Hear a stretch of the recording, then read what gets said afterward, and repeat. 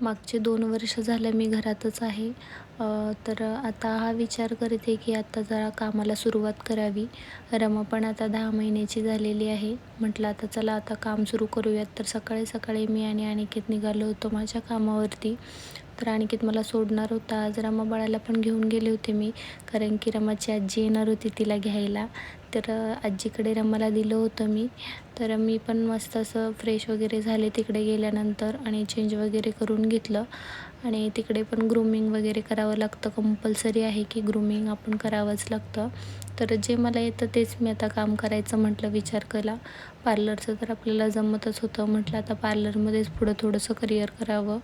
तर स्वतःचं सोडून आता म्हटलं तर स्वतःचं तर होणार नाही पटकन, म्हणून मग मी जॉब करायचं ठरवलं. तर इकडे आम्ही जेवायला वगैरे बसलो होतो. नंतर इकडे रमाबाळ पण आलं होतं. तिला मी खिचडी वगैरे घेऊन गेली होती आणि तिकडं गरम करायची सोय वगैरे आहे, त्यामुळं ती एक चांगली गोष्ट आहे.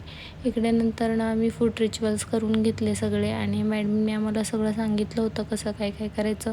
आज माझा फर्स्ट डेच होता, त्यामुळे एवढं तर काही मला समजलं नाही, पण जे समजलं ते मी लक्षात ठेवेन. नंतर रमाबाळाला घेऊन आली होती आजी, कारण की आमचा क्लास सुटला होता. तर म्हटलं जॉब तर आहेच करायचा, पण त्याआधी म्हटलं थोडंसं ट्रेनिंग करून घ्यावं. तर त्यासाठी आहे 16-17 दिवसाचं ट्रेनिंग आहे, म्हणून मी पुन्हा तिकडे ट्रेनिंगला गेले होते. तर नंतर मम्मी जाणार होती बसने, कारण की अनिकेत आम्हाला घ्यायला आला होता.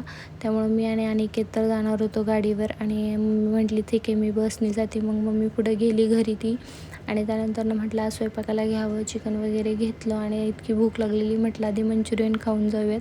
रमाला बाबा खेळवतोय तोपर्यंत म्हटलं आपण स्वयंपाक करूया. तर भेटू उद्याच्या